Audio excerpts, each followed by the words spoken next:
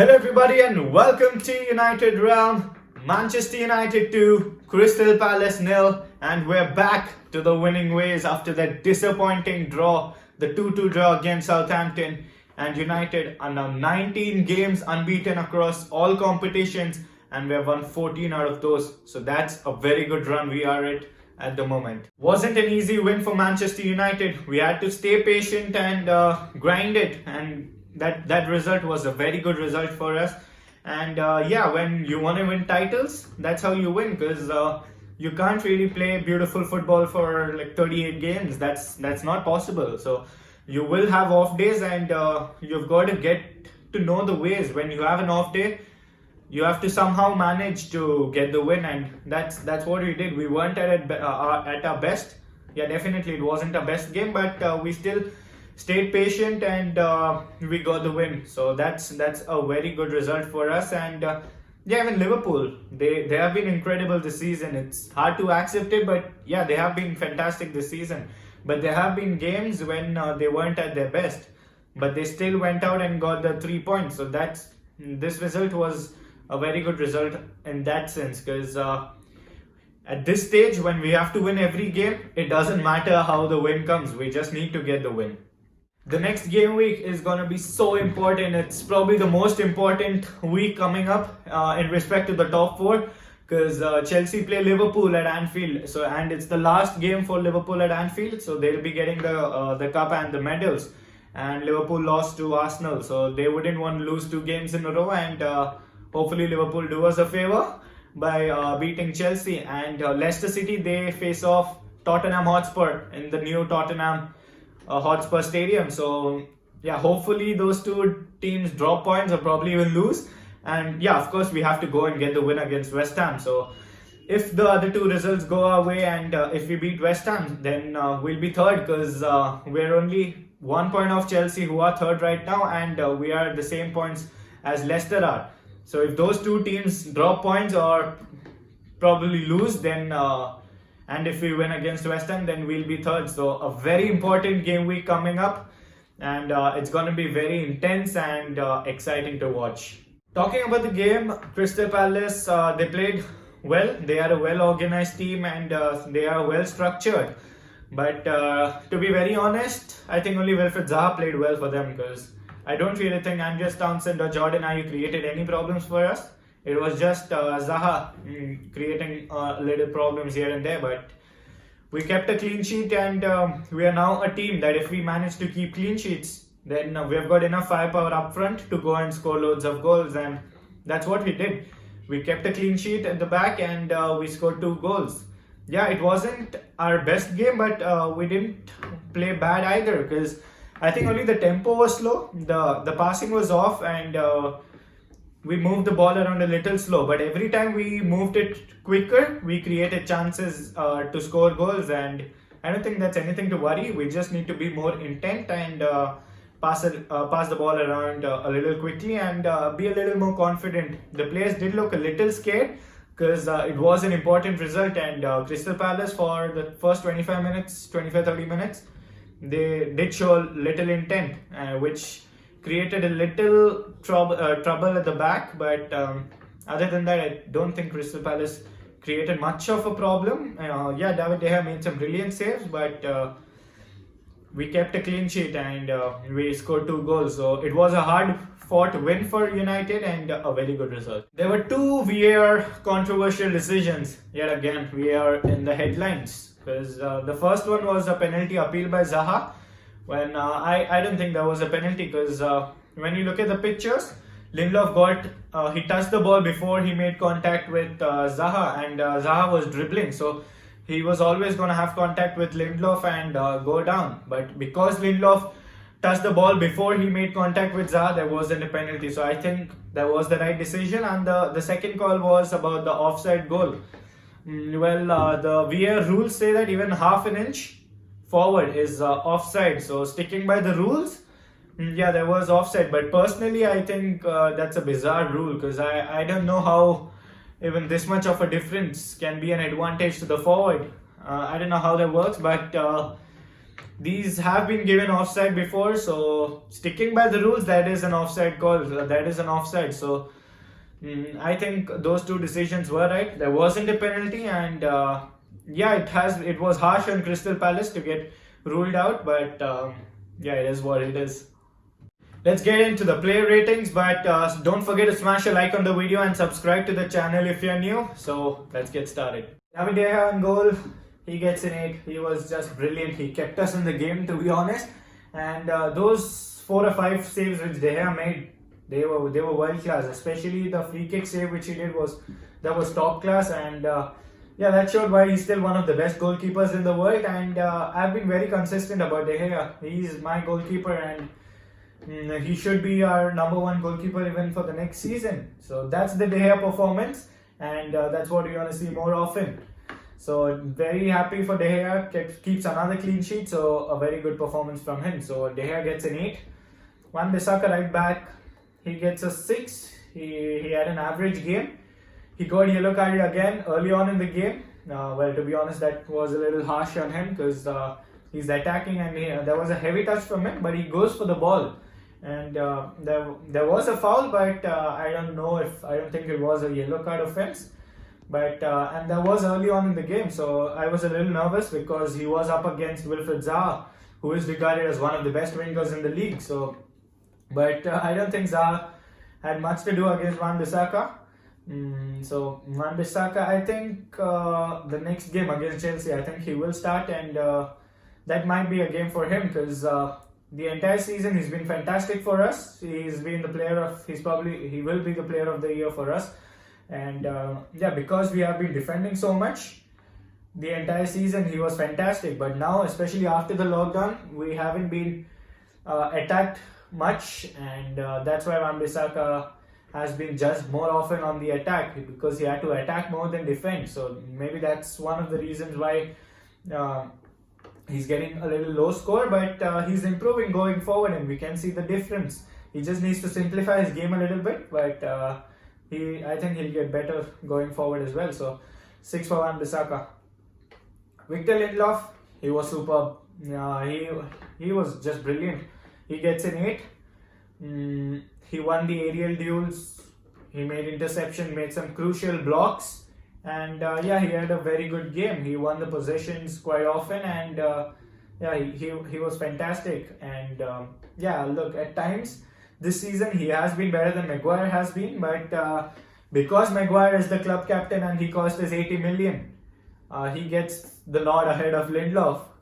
But I think that Lindelof has been better than Maguire at a few games this season, and he should be getting a little more respect than he gets now. And yeah, we talk about his lack of pace, but a few times he was up against Zaha and Jordan Ayew, and both are very quick forwards. But I think Lindelof did a fine job, so a good game from Victor Lindelof, so he gets an 8. Harry Maguire gets a 7. He had a few chances to score. He had like 3 or 4 good crosses, but he couldn't head it in, and there was one chance which he should have, but it glanced off wide. And defensively, he made one brilliant one-on-one tackle. I guess it was against Ayew or Zaha, but that tackle one-on-one was fantastic, because if he had missed that, then Palace would have definitely scored, because there's no chance Maguire's getting back on time to stop that. So that was spot on from him, and a very good defensive work. And defensively, he was all right. He was commanding, and he led the team. So Maguire, he gets a 7.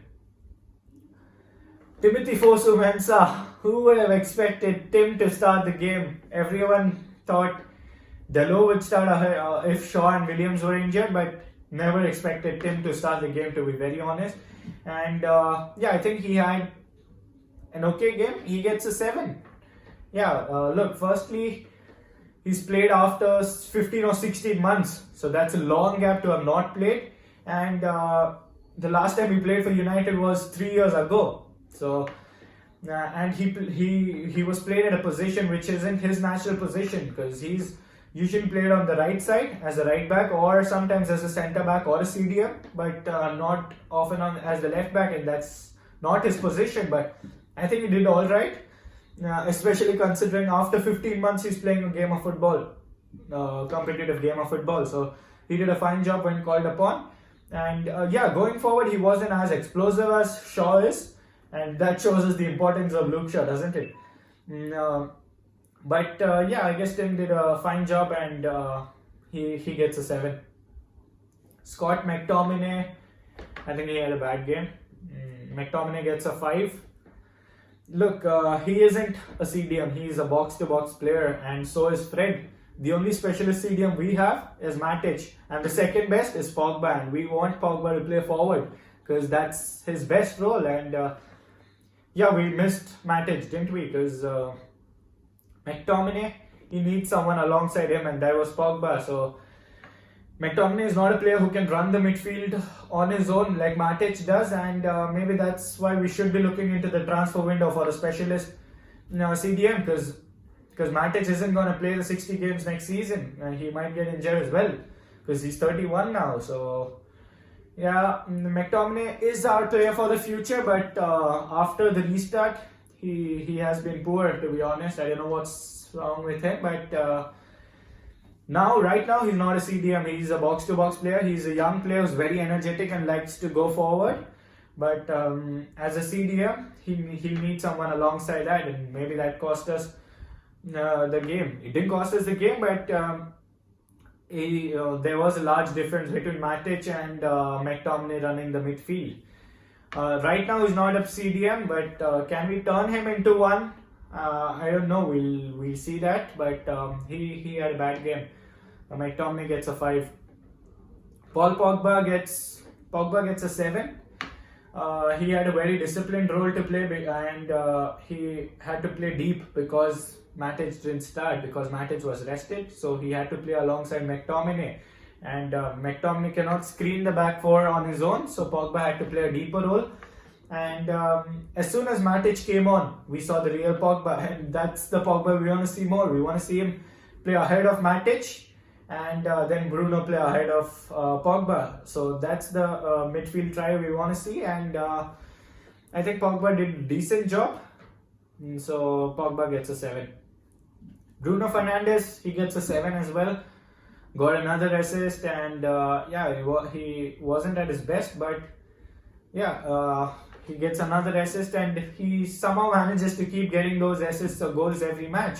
He keeps increasing those stats, and Bruno he's a leader, man. He doesn't need that armband to be a leader, because he's always vocal and he's commanding and demanding more from himself and the players around him. So Fernandes gets a 7, and he was being man-marked. Like, he always had like 2 men covering him, so he had to drift off to the flanks, and that's why he couldn't have so much of an impact. And because Matic was rested, Pogba couldn't advance, and that created a little bit problem for Fernandes because he wasn't very much involved. But a fine job from him, an average game for Fernandes. He gets a 7. Marcus Rashford, he's back at his best. That's the Rashford we know, and he was top class. Rashford gets a 9. Both the goals he was involved heavily in. The first goal he scored, that goal was very good, man. That cool and calmness in front of goal was top class. He gets the ball, he looks like he's gonna shoot with his left, and Patrick Reynolds, he goes sliding and he just turns his direction and passes it into the goal. So that calmness and that cleverness in front of goal, that was very good, and that was a very good goal from Rashford. And the second goal was created by him, because there was no chance for us, and he was being squeezed in near the sidelines. He had 3 people on him, and he dribbles past those 3, and he runs forward, passes it on to Fernandes, gets it back, and he sets up Anthony Martial. So that goal, a goal and an assist for Rashford, and I think he had a much better game, and I think this was his best game. The last game I said that as well, and he's performing at that consistent level now, and that's the Rashford we all know and we want to see. Now, it's his 21st goal of the season, and a very good goal from Rashford, and a very good game from Marcus Rashford. So Rashford gets a 9. Anthony Martial gets a 9 as well. If Rashford scores, Martial has to score, man. Another goal from him. Both are on 21 goals each, and I think Martial had a fantastic game.